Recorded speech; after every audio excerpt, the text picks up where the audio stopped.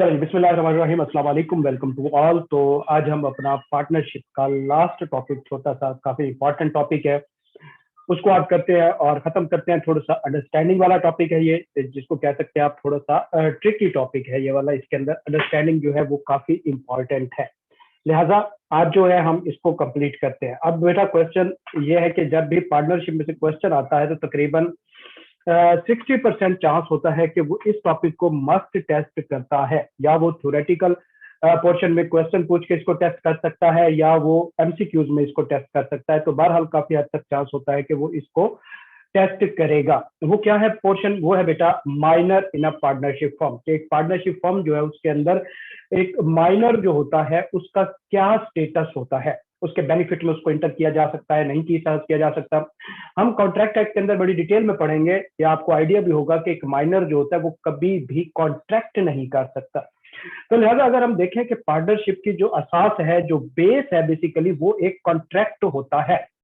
ठीक है, तो लिहाजा हम ये नहीं कह सकते कि देखो जब भी कोई क्वेश्चन आएगा कि बताएं, दो चार लोगों का एक सिनेरियो या एक केस स्टडी दिया गया होगा और पूछा जाएगा जी बताएं ये पार्टनरशिप स्टेटस है या नहीं है, तो उसके अंदर जो की एलिमेंट है ना, जो सबसे इंपॉर्टेंट एलिमेंट जो हमें इंस्पेक्ट करना है या देखना है, जो कि पार्टनरशिप की बेस है, वो होता है कॉन्ट्रैक्ट। अगर कॉन्ट्रैक्ट नहीं है तो बाकी सारे एसेंशियल चाहे उसके पूरे हो जाए, वो जो है ये नहीं बनेगा, एक कॉन्ट्रैक्ट नहीं बनेगा, वो पार्टनरशिप नहीं बनेगी।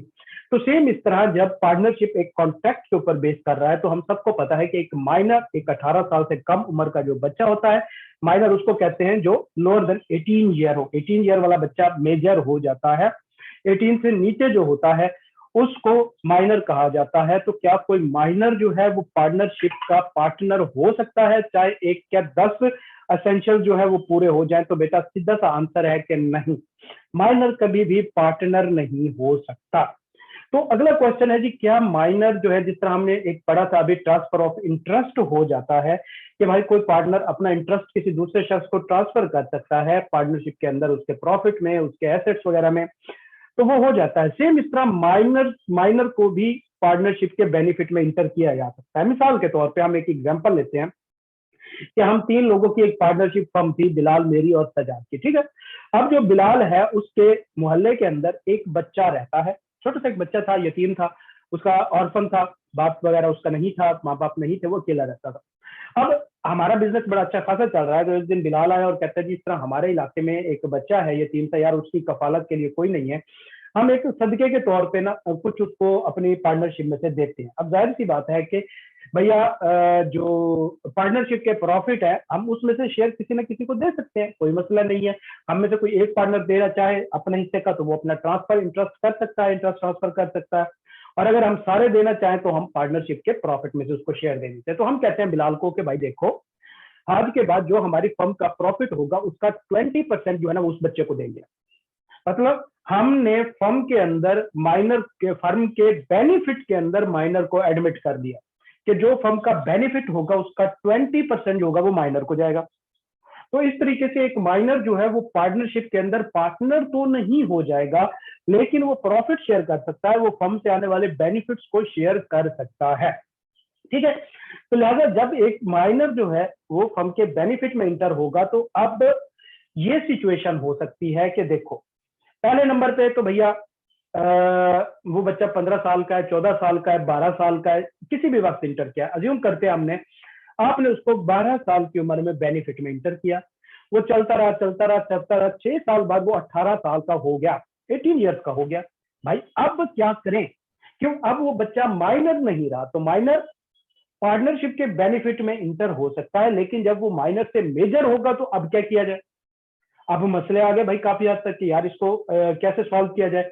तो भैया फिर जब बच्चा कोई 18 साल का हो जाता है तो उसको 2 ऑप्शन दिए जाते हैं, दोनों में से किसी एक ऑप्शन को उसने सिलेक्ट करना है। पहला ऑप्शन क्या है? या तो वो खुद को फर्म का पार्टनर डिक्लेयर कर दे, मतलब एज अ पार्टनर फर्म के अंदर आ जाए।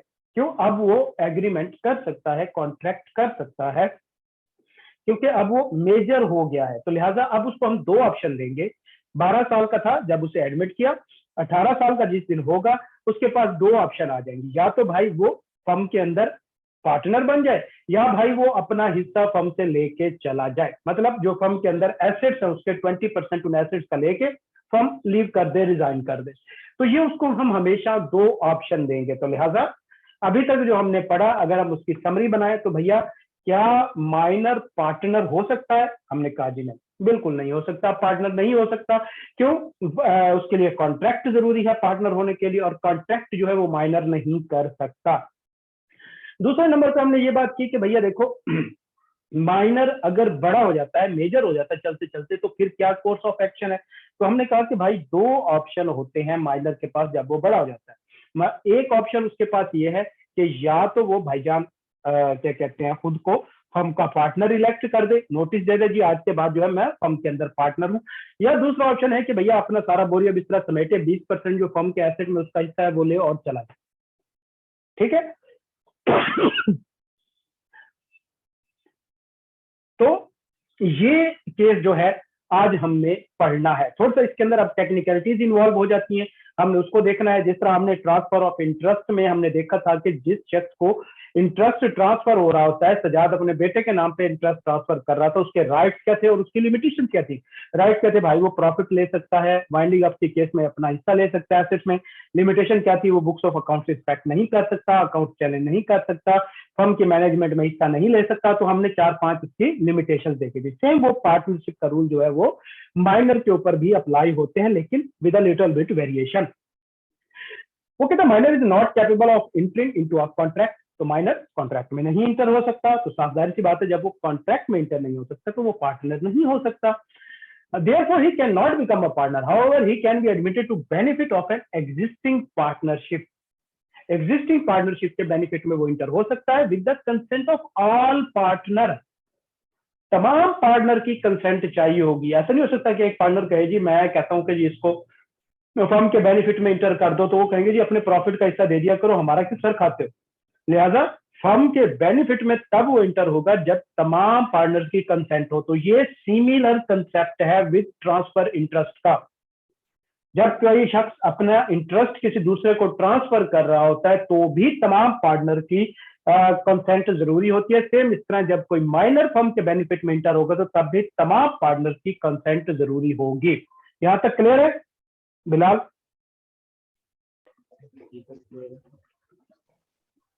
ओके, ठीक है जी। अब अगला केस है कि बच्चा फर्म के अंदर इंटर हो गया, 12 साल का है। ठीक है, ये स्टोरी याद रखना है, इसी स्टोरी को हम आगे लेके चलेंगे सारा। 12 साल का वो बच्चा है, इंटर हो गया। अब उसके राइट क्या है भैया? वो प्रॉफिट शेयर कर सकता है और फर्म की प्रॉपर्टी भी ले सकता है। जिस तरह से उसका पोर्शन एग्री हुआ होगा in case of winding up, वो फर्म की प्रॉपर्टी ले सकता है। हाँ, इसके पास एक प्रिविलेज है जो कि ट्रांसफर ऑफ इंटरेस्ट में नहीं था। वो क्या था कि वो बुक्स ऑफ अकाउंट्स को इंस्पेक्ट नहीं कर सकता था।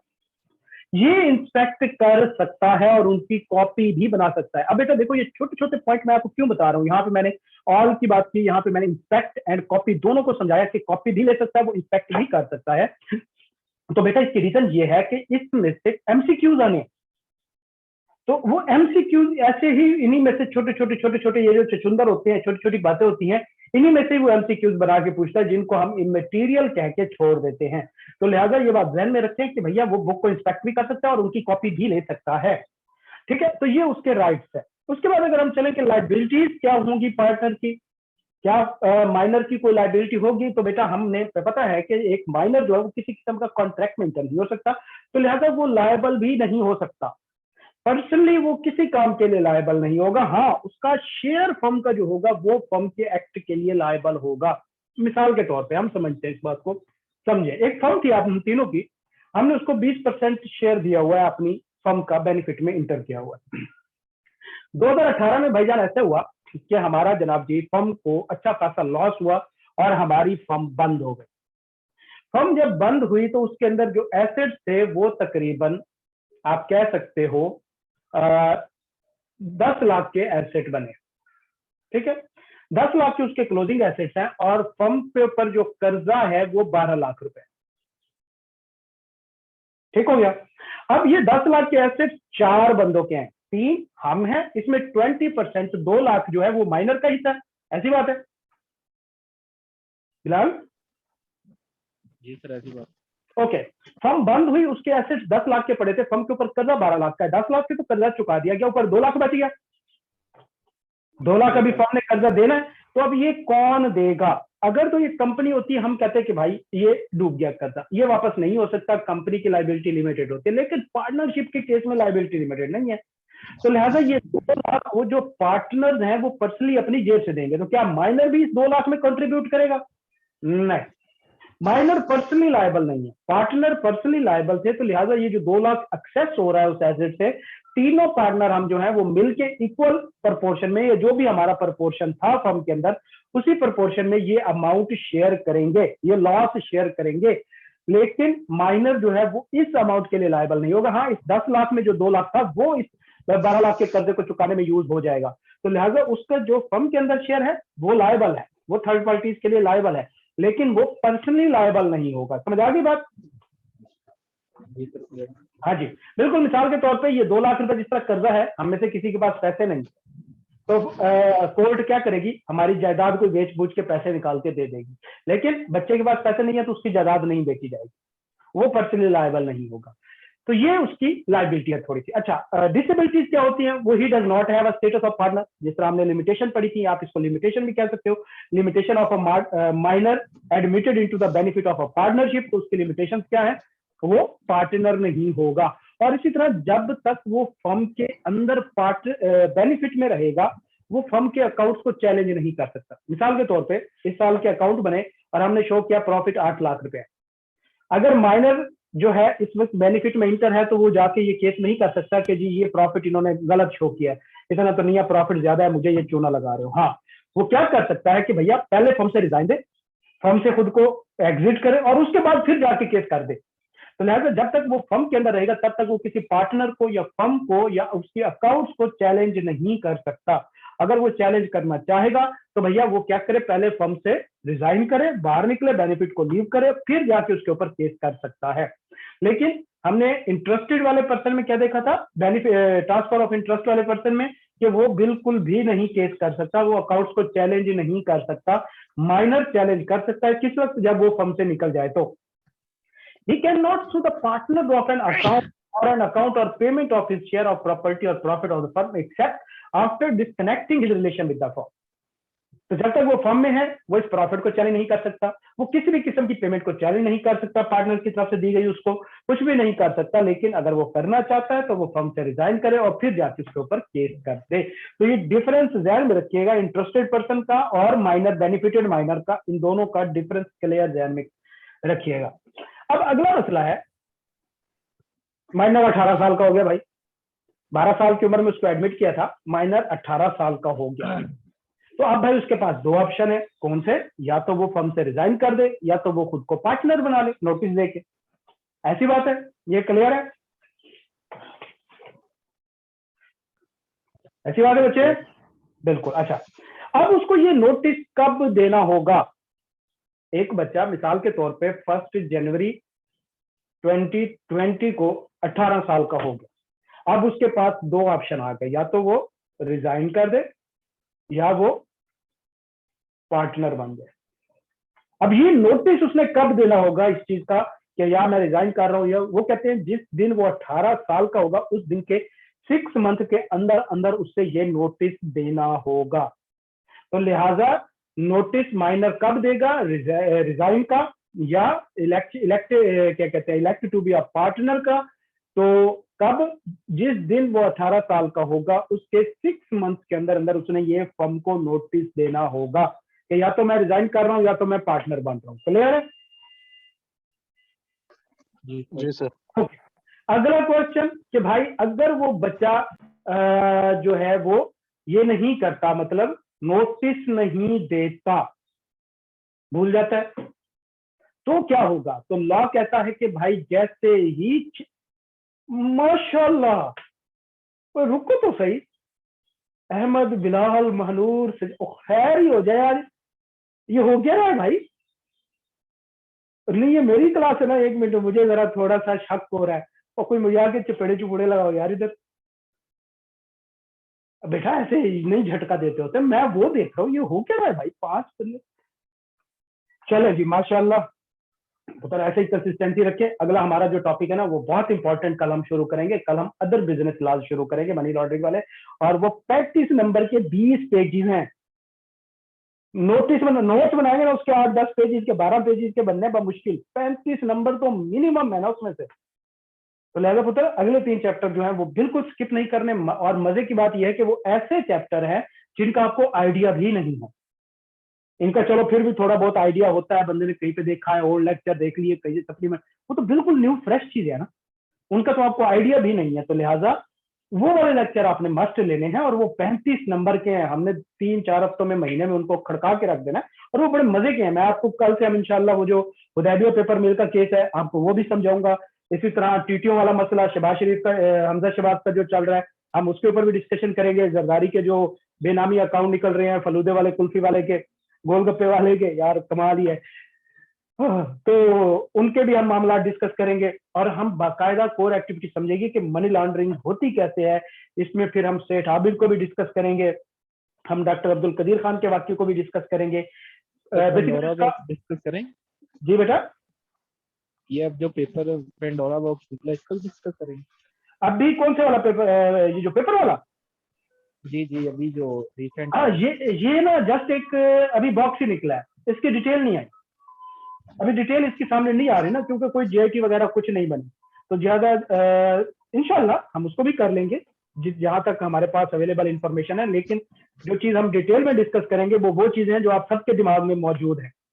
ठीक है, शुगर मिल केस है, ये वाले हम देखेंगे इंशाल्लाह। तो ये चीजें जो है ना वो काफी इंटरेस्टेड है, ये आपको उसमें समझ आएंगी। अच्छा, तो कल की क्लास से आपने बहरहाल मिस नहीं करनी। ओके, तो हम कहाँ पे थे? हाँ, डिसेबिलिटीज ऑफ माइनर। तो हमने कह दिया कि देखो, जिस तरह हमने कहा कि एक इंटरेस्टेड पर्सन जो है वो कुछ काम नहीं कर सकता, सेम इस तरह माइनर भी नहीं कर सकता। फिर हमने पढ़ा कि भाई उसने 6 मंथ के अंदर अंदर इलेक्ट करना है। अगर वो 6 मंथ के अंदर इलेक्ट नहीं करता, भूल जाता है, तो भैया फिर क्या होगा? जैसे ही 6 मंथ एक्सपायर हुए वो पार्टनर बन जाएगा, automatic partner, by law partner बन जाएगा। अब एक और छोटा सा यहाँ पे टेक्निकल इशू है, इसको समझिएगा। मैंने कहा कि जनाब यहाँ पे हमने, बिलाल ने कहा जी मेरे इलाके में एक बच्चा रहता है, 12 साल का अकेला रहता है, और हमने उसकी खिदमत करनी है, और मैं उसको जो है वो सपोर्ट करना चाहता हूं। तो हमने उसका 20% हिस्सा फिक्स कर दिया। एक तरीका तो हमारे पास ये है कि ये जो साल के आखिर में 20% प्रॉफिट होगा, ये डायरेक्टली माइनर को दे दिया जाए। माइनर को कहा जाए कि भाई आज के बाद तुम हमारी फर्म के बेनिफिट में इंटरेस्टेड हो, और ये लो के 20% हिस्सा तुम्हारा है। समझ आ गई बात? यहां तक क्लियर है? दूसरा तरीका हमारे पास ये है कि हम क्या करें कि माइनर को जस्ट ना ही बताएं, हम क्या करें कि जो हमारी फर्म का 20% हिस्सा वो बिलाल को दे दें, और बिलाल जो है वो उस बच्चे के ऊपर खर्च करे। क्यों? बच्चे का वली वारिस कोई नहीं है ना, बच्चे को तो डायरेक्ट पैसे नहीं दिए जा सकते। दूसरा तरीका ये है।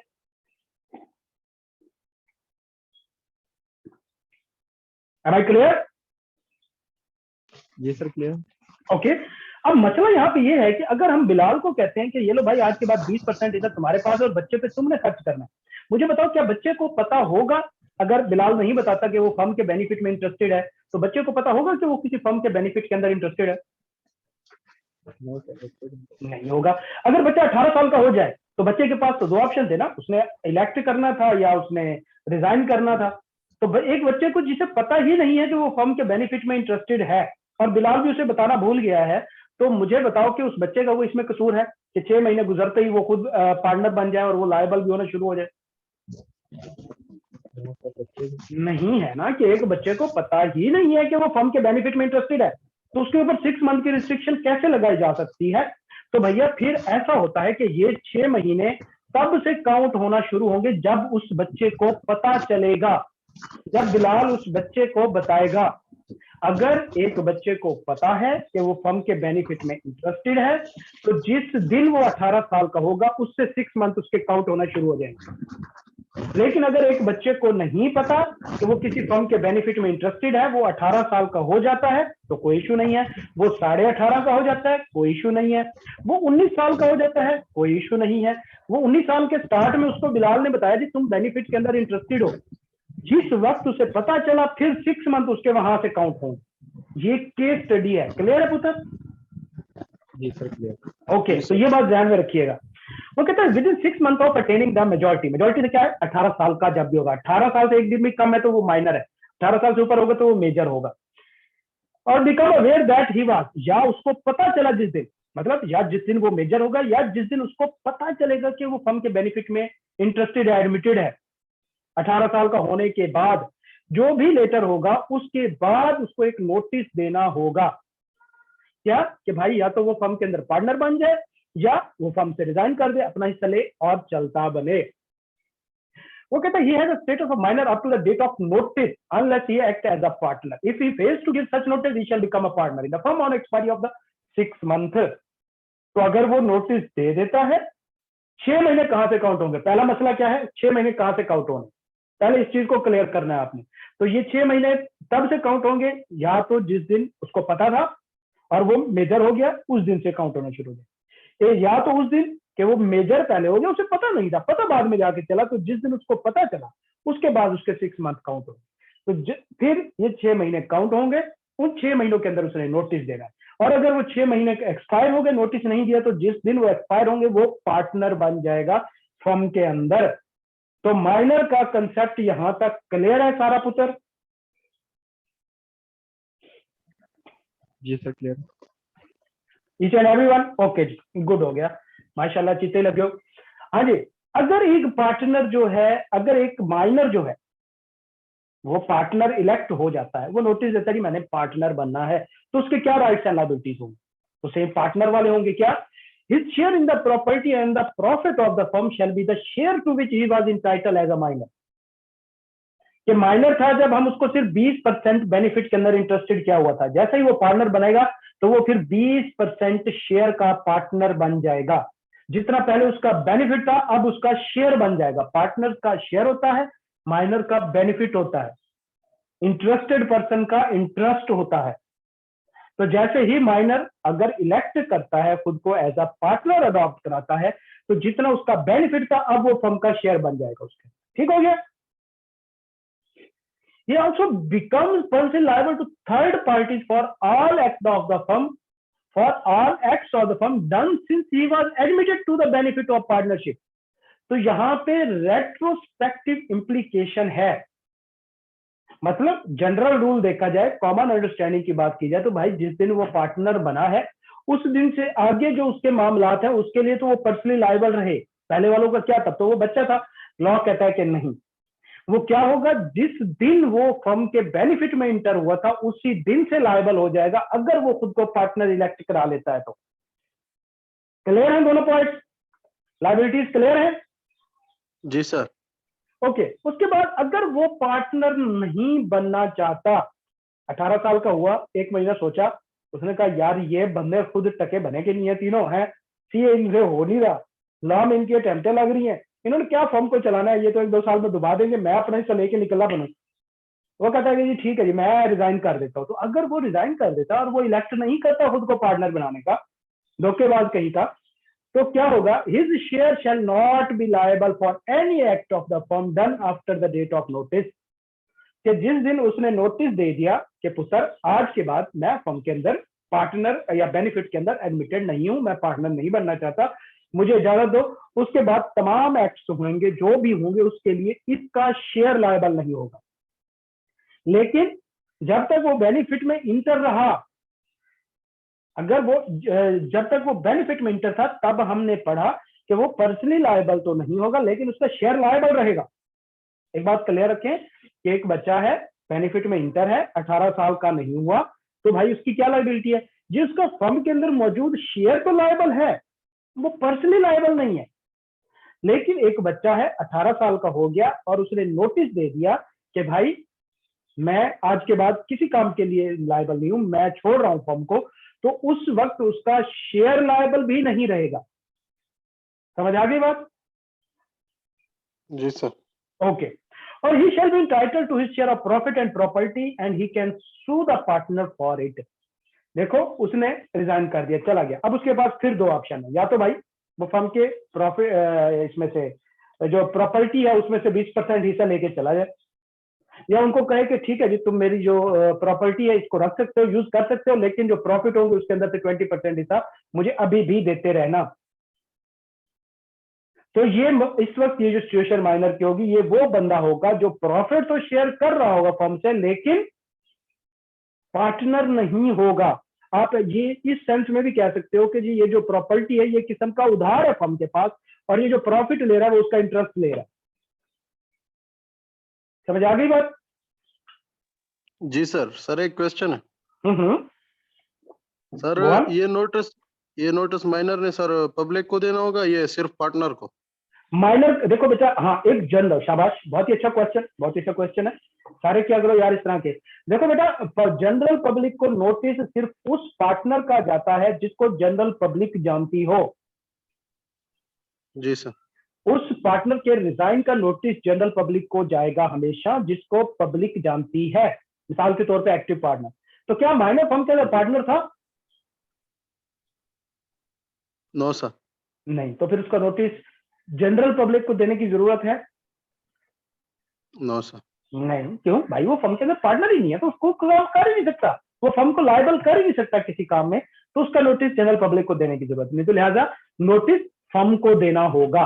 अब फर्म में भी किसको देना होगा? कई तरह के पार्टनर होते हैं, एक्टिव पार्टनर, नॉमिनल पार्टनर, स्लीवी पार्टनर, कई तरह के पार्टनर होते हैं। तो लॉ कहता है एक्टिव पार्टनर को नोटिस देना होगा फर्म के अंदर भी, तब समझा जाएगा कि फर्म को नोटिस चला गया। क्लियर है? Yes sir. कोई और क्वेश्चन किसी और का?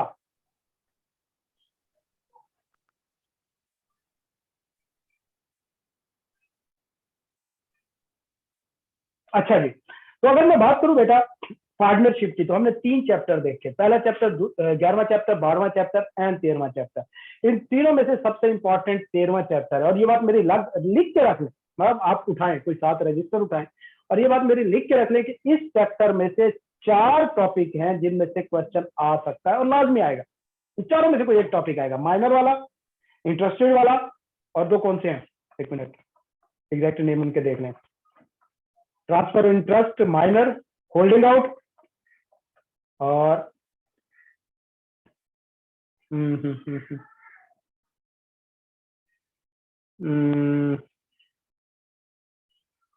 इम्प्लाइड अथॉरिटी, कि कौन कौन सी चीजें इम्प्लाइड अथॉरिटी पार्टनर की कवर होती है, कौन सी चीजें नहीं होती। ये 4 टॉपिक हैं, इन चारों में से क्वेश्चन आएगा। अगर क्वेश्चन नहीं आया पुत्र, पैसे वापस। ठीक है? तो लिहाजा ये सबसे इंपॉर्टेंट चैप्टर है पिछले दोनों में से। पिछले दोनों जो है वो नॉर्मल चैप्टर है। आप ऐसे भी कह सकते हैं कि जब हम एजेंसी का चैप्टर पढ़ेंगे वो फिर कब चीजें कवर हो जाएंगी। राइट्स, लायबिलिटीज, एजेंट वाले, हालांकि वो एजेंसी में से निकाल दिए गए हैं, एक अच्छा सारा पोर्शन उसका डिलीट कर दिया गया उसका, लेकिन बहरहाल हम फिर भी इसको डिस्कस करेंगे। लेकिन ये वाला जो चैप्टर है, ये पार्टनरशिप के तीनों चैप्टर में से हैवी वेटेड चैप्टर है। इसमें से 5 से 7 नंबर पक्के हैं, 1 या 2 एमसीक्यूज इसमें से पक्के हैं, एक थ्योरी का क्वेश्चन इस चैप्टर में से पक्का है, और वो क्वेश्चन भी इन 4 टॉपिक में से होगा। लो जी, और कुछ मजे करो। ठीक है पुत्र? जी सर, थैंक यू। चले, अब ये है कि बेटा वैसे तो हमारा कल शेड्यूल रेडी हो जाएगा टेस्ट सेशन का, मतलब एक टेस्ट सेशन है वो हमारा चलता है, तो आप लोगों को तो वो टेस्ट देने ही देने हैं, आपके लिए तो वो फ्री ऑफ कॉस्ट एक शेड्यूल के अंदर है। लेकिन पहले मुझे ये बता दें कि उनका शेड्यूल जो है वो हमारे कल के लेक्चर से स्टार्ट होगा। पहले अदर बिजनेस लॉज होंगे, फिर बाकी चीजें कवर होंगी। मुझे तमाम बच्चे आज, क्योंकि माशाल्लाह काफी सारे मौजूद है क्लास में, तमाम बच्चे मुझे बताएं कि इन 3 चैप्टर्स का टेस्ट आपने कब देना है विद तैयारी। 10 से 15 नंबर का वेटेज है इन तीनों चैप्टर्स का, तो थोड़ा सा सीरियस तैयारी के साथ आपने कब टेस्ट देना, डेट आप बता दें, लेकिन टेस्ट सारे करेंगे, ये चीज पक्की है भाई। क्योंकि अब हमारा अल्हम्दुलिल्लाह ऑफिस भी रेडी है, वहां पे अब टीम भी मौजूद है, तो भैया अब टेस्ट आपसे लिया जाएगा। नहीं होगा तो पुत्र रिमाइंडर भेज भेज के आपको पागल किया जाएगा। शफकत को मैंने इसी काम पे लगा दिया कि आपसे टेस्ट निकालवाना है, कुछ भी हो जाए, नहीं तो आपको रोज रात को सोने नहीं दिया जाएगा। व्हाट्सएप पे मैसेज आएंगे बस।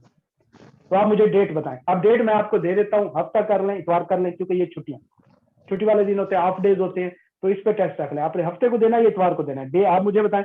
टेस्ट सारों ने देना होगा, तो टेस्ट में अब नहीं कोई कंप्रोमाइज होगा। सर चैप्टर 12 के अभी तो मैंने लेक्चर भी नहीं लिया। कोई मसला नहीं है, आपने जस्ट उसको पढ़ लेना, तो वो मोर देन इनफ है। ज्यादा इंपॉर्टेंट जो है ये चैप्टर 13 है। टेस्ट आपने देना है बराबर। देखो यार, मैं ये नहीं कह रहा कि यार टेस्ट में मैं आपका कोई नॉलेज टेस्ट करने जा रहा हूँ, खुदा के बंदो ये चीज नहीं है। अभी इनिशियल स्टेज पे हो, अभी तो 1 महीना आपको जस्ट इसकी वर्डिंग समझने में लगना है। इस चीज को मैं समझता हूँ कि लीगल वर्डिंग जो है ये एक बड़ा अजाब होता है, आपको महीना लगेगा। अभी आप परेशान होंगे कि यार ये होता क्या है। जिस तरह हम मैट्रिक खासतौर पर मैंने उर्दू मीडियम में की थी, एसएससी में जब इंग्लिश मीडियम में गया था, वो कॉस थीटा साइन थीटा पता नहीं वो अजीब सी अंग्रेजी केमिस्ट्री कितनी बड़ी बड़ी फिजिक्स की इंग्लिश में बुक, और हम पागल हो गए यार इतनी इंग्लिश कैसे पढ़ेंगे, हमसे तो इतनी सी बुक होती थी 9th 10th में, वो भी पास नहीं होती थी। वो 4 समरियां थी डैफोडिल वाली, लिटिल डीड्स वाली, वो नहीं याद होती थी। लेकिन विद इन 3 मंथ्स वो ऐसा लगा जैसे हम पैदाइशी वास्को डे गामा के कोई करीब के रिश्तेदार है। रिश्तेदार मैंने तकल्फन कहा है, समझने वाले समझ रहे। तो बेटा ये ऐसी ही चीज है कि आपको महीना इसमें कंफ्यूजन रहेगी कि आपकी लैंग्वेज में मसला आएगा, तो लिहाजा ये टेस्ट आपका नॉलेज टेस्ट करने के लिए नहीं है, ये 2 चीजों के लिए टेस्ट हो रहा है। नंबर 1 आपकी ड्राफ्टिंग चेक करने के लिए, जो कि हमारे लॉ के पेपर को पास कराने के लिए 70% इंपॉर्टेंट है। हमारे पेपर को 70% पास करने के लिए जरूरी drafting, presentation, logical connection, understanding है। 30% जस्ट नॉलेज मैटर करता है, रट्टा मैटर करता है, और वही हमारा रिजल्ट भी 30% ही होता है। क्यों? हमारे बच्चे रट्टे के ऊपर, नॉलेज के ऊपर फोकस रखते हैं, तो भाई 30% तो रिजल्ट आ ही जाता है, उसके ऊपर क्यों नहीं जाता? भाई हमारी ड्राफ्टिंग वीक होती है, हमारी प्रेजेंटेशन वीक होती है, एक लॉजिकल कनेक्शन होता है क्वेश्चन आंसर में, तो ये चीजें आपकी स्ट्रॉन्ग करानी है, आपकी राइटिंग प्रैक्टिस करानी है। तो इन टेस्ट से मुझे क्या अंदाजा होगा कि आप में से कौन सा बच्चा किस लेवल के ऊपर है? आपको मेरे पास 50 बच्चे तो नहीं होना कि मुझे टेंशन हो कि ठीक है जी जो जिधर ही चलता है चलता रहे, मेरे 15-20 बच्चे पास हो जाएंगे तो मेरी तो मौज ही लग जानी है, मुझे क्या टेंशन है बाकी सबके लेने की। नहीं पुत्र, थोड़े से बच्चे होते तो मैं 1-to-1 अप्रोच लेके चलता हूँ, ऐसा नहीं होता। और अल्हम्दुलिल्लाह टेक्स्ट में तो भाई अपने सारे निकल गए, एक बच्चा है वो अभी तक रिस्पॉन्स ही नहीं कर रहा, पता नहीं क्यों, सारे अल्हम्दुलिल्लाह पास हो गए। तो वजह ये है कि भाई 1-to-1 अप्रोच होती है भाई। तो मुझे आपको अंडरस्टैंड करना है कि आपका लेवल क्या चल रहा है, और ये मुझे तब भी पता चलेगा जब आप क्लास में क्वेश्चनिंग करोगे, आंसर करोगे, जब आप टेस्ट सॉल्व करोगे, मैं आपकी राइटिंग देखूंगा, मैं आपकी प्रेजेंटेशन देखूंगा, मैं आपको जज करूंगा कि आप किस लेवल ऑफ मेजोरिटी पे मौजूद हो, आपकी मेच्योरिटी क्या चल रही है, तभी मैं एनालाइज करके आपको बता सकूंगा ना कि आपका कोर्स ऑफ एक्शन क्या होना चाहिए। अब पिछले बैच में अगर हम बात करें तो कुछ बच्चों को मैंने कहा हुआ था कि भाई आपने मुझे ये चीजें लिख के टाइप करके, उनसे नोट्स टाइप लिखवाया मैंने हैंड रिटन, यानी कि मुझे अपने लिए चाहिए था, मैं तो ये टाइप करता हूँ। क्यों? क्योंकि उनको जरूरत थी। किसी को मैं लंबी लंबी असाइनमेंट देता था 3-3 घंटे की, किसी को सिर्फ मैं टेस्ट दिया करता था। तो ये हमारा एक अलग से सिलसिला चलेगा, इस चीज को लाजमी रखना, इजी नहीं लेना पुत्र।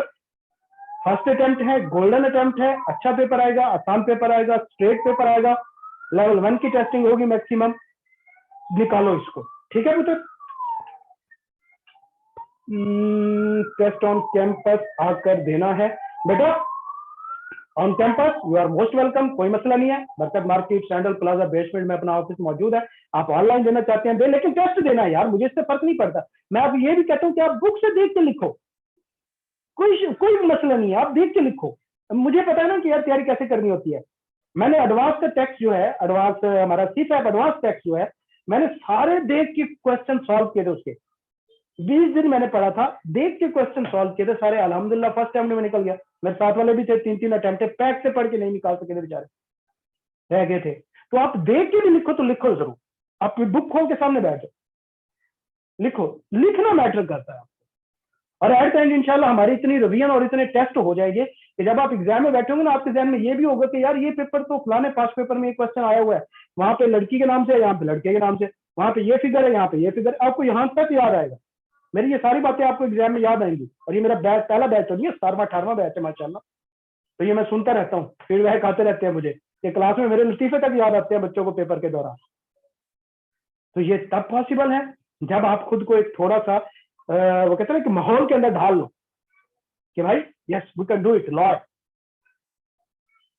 ठीक है पुत्र, क्लियर है सबको? और टेस्ट, हाँ जी, संडे या सैटरडे जल्दी से टाइप करो, मेजॉरिटी जो है उसके ऊपर हम देखेंगे। संडे, संडे ठीक हो गया, बिलाल संडे, मानूर भाग्य संडे, ठीक है जी। संडे को हमारा टेस्ट होगा, टेस्ट एग्जैक्टली 12 बजे, मुझे 11:30 बजे आपने याद करा देना है, 12 बजे तक आपको टेस्ट इंशाल्लाह मिल जाएगा। और उसके बाद आपने बस उसको सॉल्व करना है। मंडे को आप किसी भी टाइम मुझे भेज सकते हैं, आपके पास 24 घंटे होंगे, आपने लाजमी करना है। ठीक है बच्चे?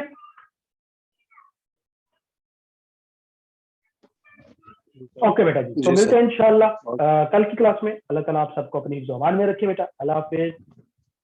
अल्लाह हाफिज।